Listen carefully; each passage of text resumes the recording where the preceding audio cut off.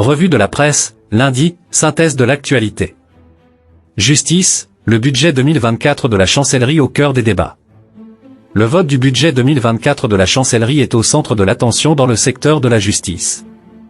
La garde des Sceaux, Aïssata Tall Sall, a fait face à une série d'interrogations de la part des députés, abordant des sujets tels que le cas Ousmane Sonko, les longues détentions, le surpeuplement carcéral et l'indépendance de la justice.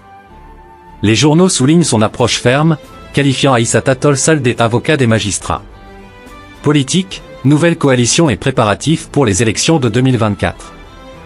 La politique prend une place importante dans les parutions du jour. Le Front pour l'inclusivité et la transparence des élections, FIT, une nouvelle coalition d'opposition, recommande la nomination d'une personnalité neutre pour organiser l'élection présidentielle de février 2024. Des doutes importants sont émis sur le logiciel de contrôle des parrainages, et des tensions émergent entre partisans de différents candidats.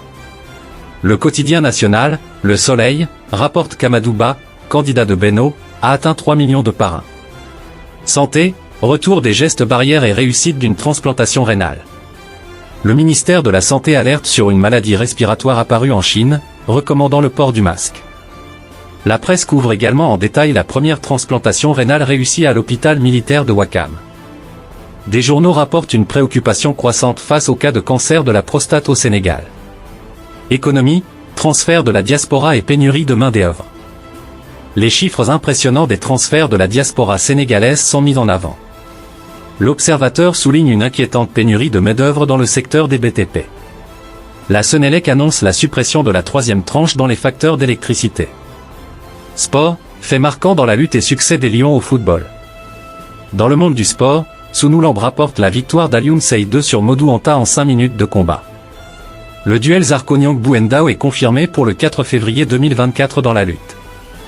Le football sénégalais est également à l'honneur avec des succès notables des Lions, détaillés dans les journaux Stade, Record et Wii Sport. Conclusion, une journée chargée d'interrogations et de performances.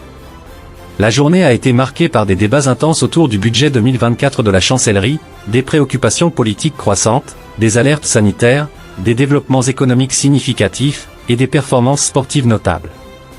Restez informés avec les principaux titres de la presse sénégalaise.